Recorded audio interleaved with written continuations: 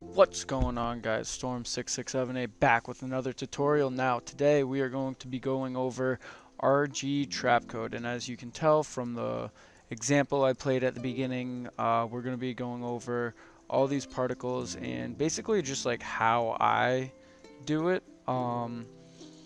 And yeah, so let me just try to find where I am right now with this. So this is a little bit more of an advanced tutorial.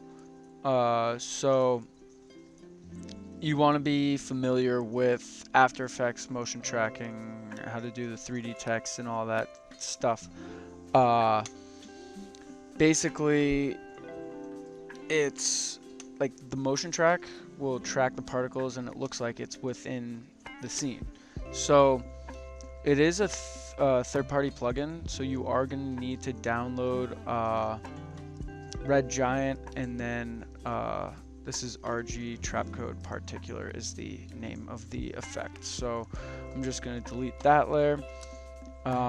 Once you have all your stuff tracked and then where you want your text to be, your cinematic edited, what I like to do is I just right-click and you're going to make a new solid, okay? Just make the color black, okay, and then name it particles. Okay, boom. So now that we have that, all we need to do is go to Effect, and then once you download Red Giant plugins or whatever, it's going to be under RG Trapcode, and then it's going to be Particulart. So you're going to click on that, and it's going to look something like this. Now these little white things right here, that's the actual particles, but obviously like you can't really tell and you can't really see it, so we're going to adjust that. So we're going to click Designer right here, and it opens up the editing screen to manipulate the properties of the particles. If it wants to load, that'd be great. Alright, here we go. So as you can tell, they're super small. What I do is, so emitter type right here, just make that a box, and then next, to get like kind of the size where I want it to be, I have XYZ linked right here in emitter size, and then I turn the emitter size like all the way up.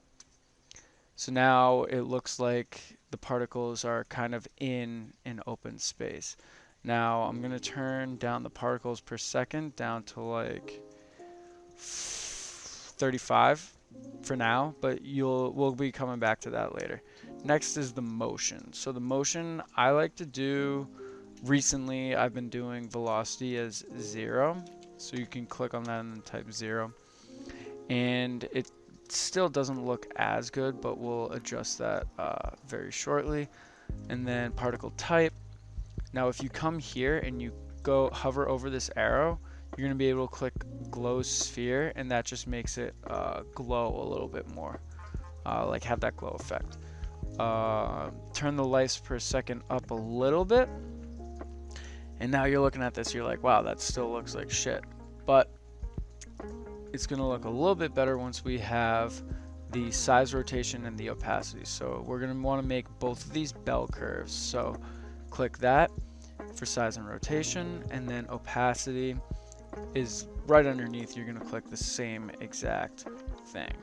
Alright, so now they're going to kind of appear, and then go back to size. Make sure you're on the size category, and you're going to turn this up, and now you can kind of see them a little bit more. I like to turn the size randomness up so that they're all like different sizes. But when you increase the size, notice how they're all like kind of clustered up in some areas.